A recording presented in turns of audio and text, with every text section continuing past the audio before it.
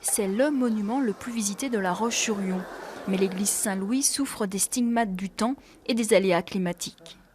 Il y avait une gloire en haut qui était très très abîmée, avec des fuites d'une dizaine d'années, je pense, qui ont été réparées, mais on n'est pas allé jusqu'au bout à l'époque.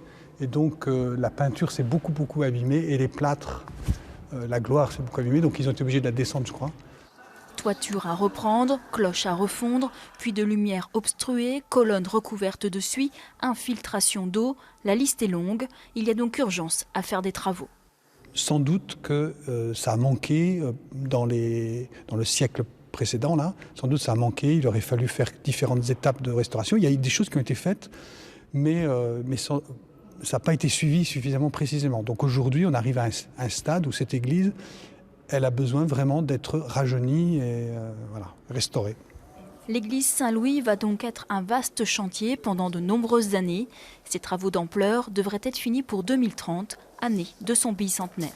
Il n'était pas question de consacrer 7 millions d'euros sur 3 à 4 ans, donc on va le faire sur 12-13 ans, avec une programmation qui nous permette de faire respirer les finances de la ville.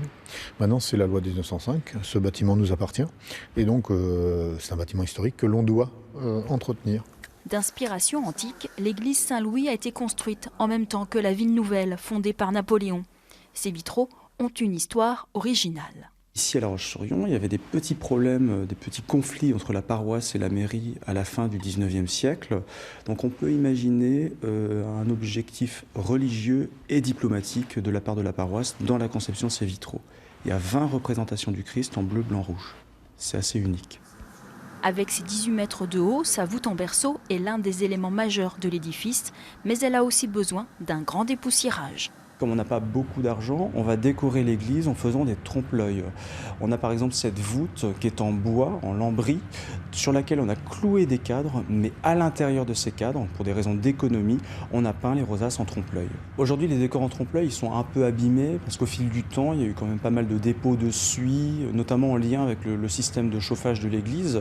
Ce sont des décors qui ont complètement perdu leur éclat, qui sont beaucoup plus sombres que ce qu'ils étaient il y a 150 à 200 ans.